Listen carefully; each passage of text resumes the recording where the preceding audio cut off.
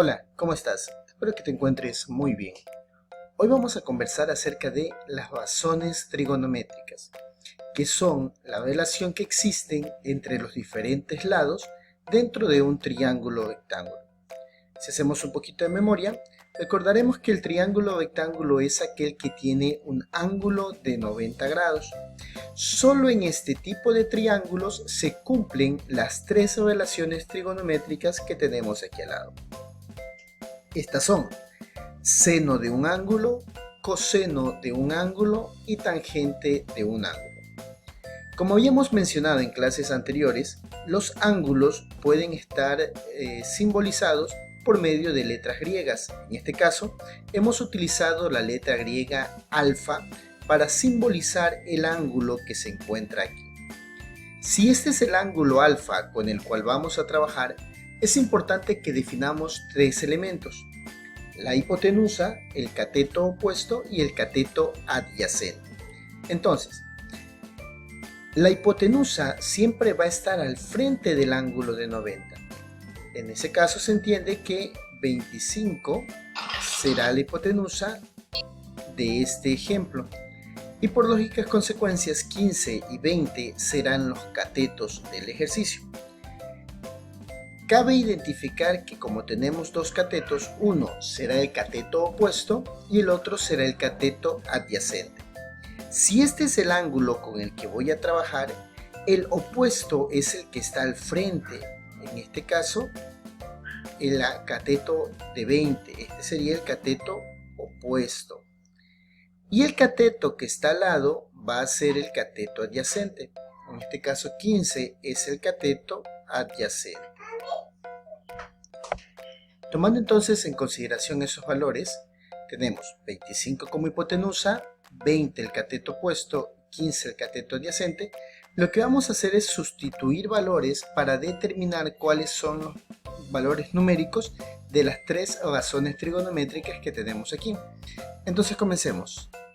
Seno del ángulo. La definición es cateto opuesto sobre hipotenusa. En este caso el cateto opuesto es 20. 20 sobre hipotenusa, que hemos dicho que el valor es 25. Listo. Verifiquemos el valor del coseno. Coseno del ángulo alfa es cateto adyacente sobre hipotenusa.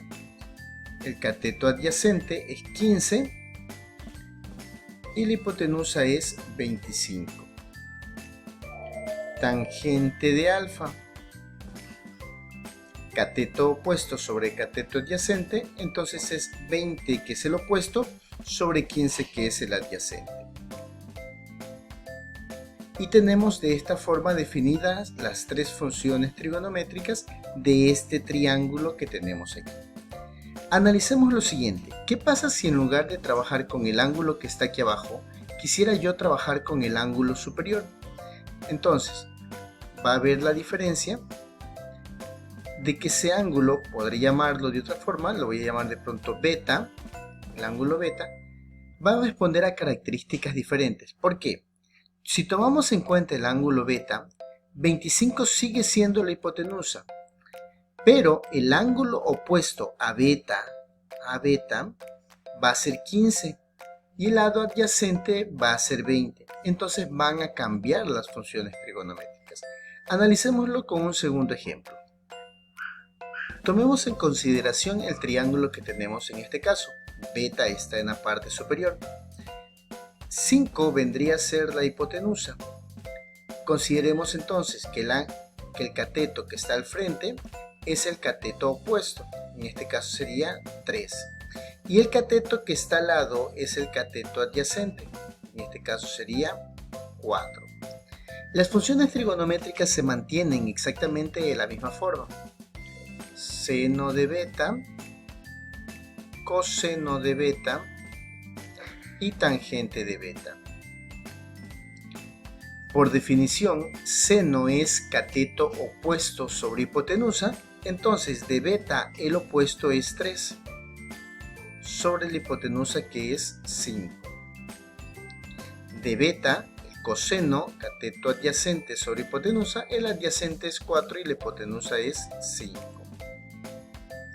Tangente de beta, cateto opuesto sobre cateto adyacente, si tomamos en cuenta el ángulo beta, sería 3 sobre 4. Entonces, las relaciones trigonométricas dependen de la ubicación del ángulo. Siempre van a tener las mismas características, el mismo concepto. Seno opuesto sobre hipotenusa, coseno adyacente sobre hipotenusa y tangente opuesto sobre adyacente. Lo que va a cambiar es la parte numérica específicamente.